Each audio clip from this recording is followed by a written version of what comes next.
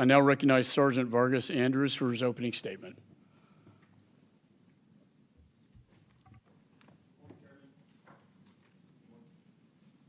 Good morning, Chairman, Ranking Member Meeks, and members of Congress. Thank you for inviting me to speak to you all about my Marine Corps Scout Sniper Team's experience during the evacuation in Kabul, Afghanistan. This is my perspective, this is my account, and not the DOD's.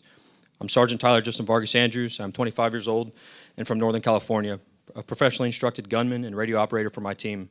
My sniper team was Reaper 2, part of Victor 2-1 Weapons Company, attached to Echo Company, 2nd Battalion, 1st Marines from Camp Pendleton, California. In June of 2021, after having just left Kuwait, we were deployed to Saudi Arabia as a show of force. We practiced a few small-scale non-combatant evacuation operations in the event we were needed in Afghanistan. August came, and 2 weeks later, we left for Kabul. Reaper 2 and Echo Company had a close relationship with the colonel of the Special Purpose Marine Air Ground Task Force. He kept us informed of the situation on the ground in Afghanistan, and we were ready to go, so we thought. An infantry platoon of roughly 40 Marines and my assistant team leader left for Kabul on August 15th. They eventually faced the Afghan civilian crowd that overran the Hamid Karzai International Airport. The rest of us arrived on August 16th. All the Marines linked up and staged inside a gym in HKIA, not far from the airfield. We connected with our command and received our first mission later that night. From August 17th to the 18th, we surveilled and reported on Taliban activity from the top platform of Satellite Tower near the civilian airport terminals in HKIA. We reconnected with another sniper team and moved back towards our staging area that night. Our team traveled to Abbey Gate Forward in the afternoon of the 19th and set up a position in the tower as Marines in riot gear were sent through the crowd to cordon off a couple hundred people as we tried to begin some form of processing. Hundreds of people came in waves surging through the gate multiple times, physically fighting us. Living out of our tower, we conducted 24/7 operations at the gate. The next 7 days were surreal. Nothing prepared us for the ground experience we were about to encounter. It was chaos, but we worked together to figure out the next best steps. Tens of thousands of people descended upon Abbey Gate. We were looking for anyone with a blue passport first and foremost. People were suffering from extreme malnutrition, dehydration, heat casualties, and infants were dying. Afghans were brutalized and tortured by the Taliban, flocked to us pleading for help. Some Afghans turned away from HKIA, tried to kill themselves on the razor wire in front of us that we used as a deterrent. They thought this was merciful compared to the Taliban torture that they faced. With only shipping, they thought countless Afghans were murdered by the Taliban 155 yards in front of our position day and night. With only shipping containers between us, the Taliban would routinely murder people under our observation at their checkpoint. We communicated the atrocities to our chain of command and intel assets, but nothing came of it. The troops on the ground had to tirelessly work to control the crowds day and night. Department of State staff and HKIA would completely shut down processing Afghans every evening and into the morning, leaving ground forces with a nightmare. They did not work in reasonable rotations and very much presented an unwillingness to work in other situations as well. No matter our health or condition, the Marines stood watch and engaged in disorderly and dangerous crowds. State was not prepared to be in HKIA. In fact, State would not want to deal with the Afghans unable to be processed. Weakening the security of the perimeter, State would take us away from our mission to walk Afghans out to meet the fate of the Taliban, condemning them to death. The Taliban grew in numbers and strengthened their position around HKIA with gun trucks while having occasional visits by Taliban leadership. On August 22nd, an improvised explosive device, IED, probe took place down in the canal running along the perimeter of HKIA. This was ISIS, or the Taliban, performing an IED test run. We reported this to our chain of command. Days later, we received word to be on the lookout for 2 vehicle-borne IEDs, described as a gold or white Corolla and a green Mazda convertible. Around 2 a.m. on August 26th, intel guys confirmed the suicide bomber in the vicinity of and nearing Abbey Gate, described as clean-shaven, brown-dressed, black vest, and traveling with an older companion. I asked the intel guys why he wasn't apprehended sooner since we had a full description. I was told the asset could not be compromised. Throughout the entirety of the day on August 26, 2021, we disseminated the suicide bomber information to ground forces at Abbey Gate. He was spotted somewhere from noon to 1 p.m. by myself, then Sergeant Charles Schilling, and another. The anomaly in the crowd, who was clean-shaven and fit the description exactly, traveling with an older gentleman. The individual was consistently and nervously looking up at our position through the crowd. The older of the two wore a black silky hijab that was covering his face most of the time. They both had obvious mannerisms that go along with who we believed him to be. They handed out small cards to the crowd periodically, and the older man sat calmly and seemingly coached the bomber. Over the communication network, we passed that there was a potential threat and an IED attack imminent. This was as serious as it could get. I requested engagement authority while my team leader was ready on the M110 semi-automatic sniper system. The response, leadership did not have the engagement authority for us. Do not engage. I requested for the battalion commander, Lieutenant Colonel Brad Whited, to come to the tower to see what we did. While we waited for him, psychological operations individuals came to our tower immediately and confirmed the suspect met the suicide bomber description.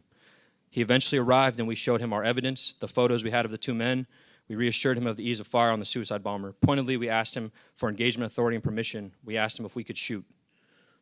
Our battalion commander said, and I quote, "I don't know," end quote. Myself and my team leader asked very harshly, "Well, who does? Because this is your responsibility, sir." He again replied he did not know, but would find out. We received no update and never got our answer. Eventually, the individual disappeared. To this day, we believe he was a suicide bomber. We made everyone on the ground aware. Operations had briefly halted, but then started again. Plain and simple, we were ignored. Our expertise was disregarded. No one was held accountable for our safety. About 1730, Staff Sergeant Darren Hoover, friend and mentor,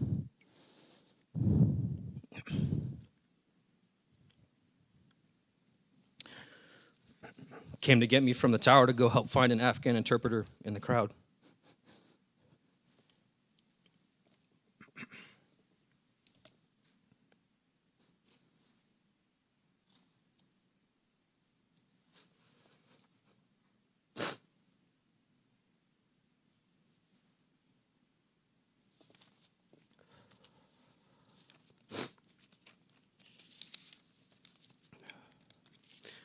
We found the interpreter and his brother, born with American passports.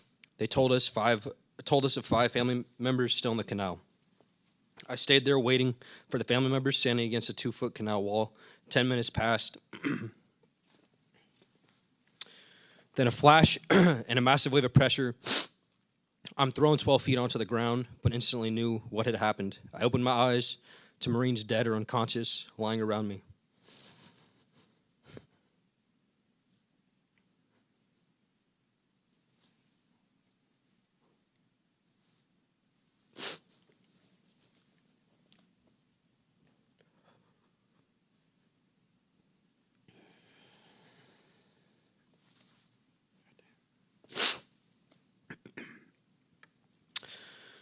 A crowd of hundreds immediately vanished in front of me, and my body was catastrophically wounded with 100 to 150 ball bearings now in it. Almost immediately, we started taking fire from the neighborhood, and I saw how injured I was with my right arm, completely shredded and unusable. I saw my lower abdomen soaked in blood.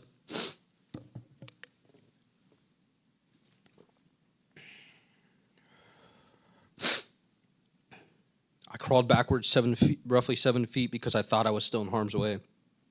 My body was overwhelmed from the trauma of the blast. My abdomen had been ripped open. Every inch of my exposed body, except for my face, took ball bearings and shrapnel. I tried to get up but could not. Laying there for a few minutes, I started to lose consciousness when I heard Chaz, my team leader, screaming my name as he ran to me. His voice calling to me kept me awake.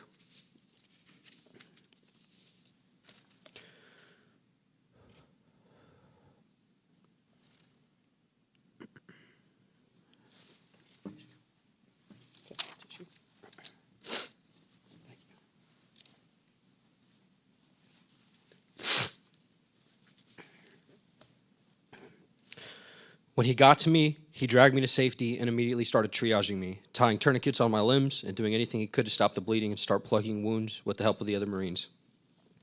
I was awake through most of it, screaming, moaning, and cursing. I ask you to please ask me about getting shot at the tower in Abbey Gate and how no one wanted my report post-blast.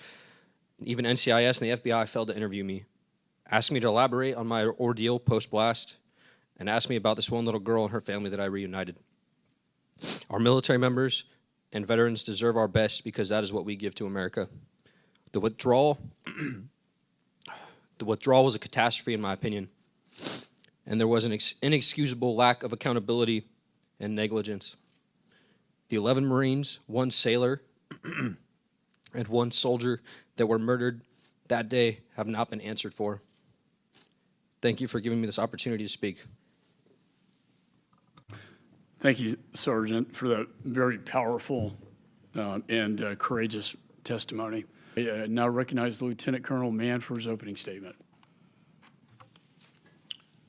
Chairman McCall, Ranking Member Meeks, committee members, thank you for this opportunity to testify before you today. I'm here to relive August 2021 with all of you, not as a Democrat or as a Republican, but as an American combat veteran that's going to do my best to represent over 800,000 Afghanistan war veterans and their families, but with my own point of view.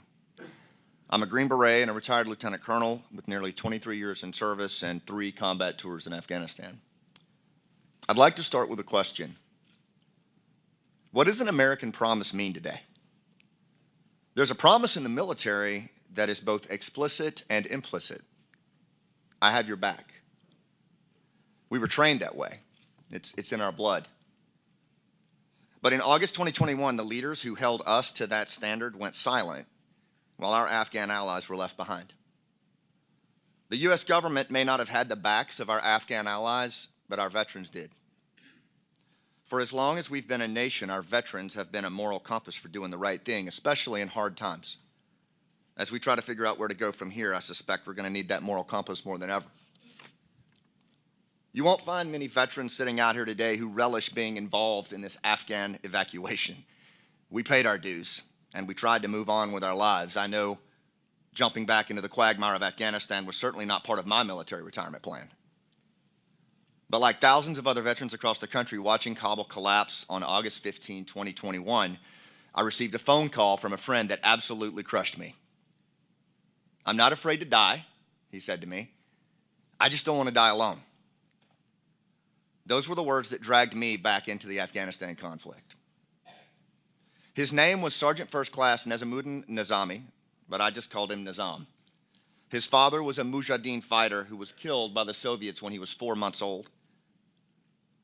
He had no money, no family, no hope.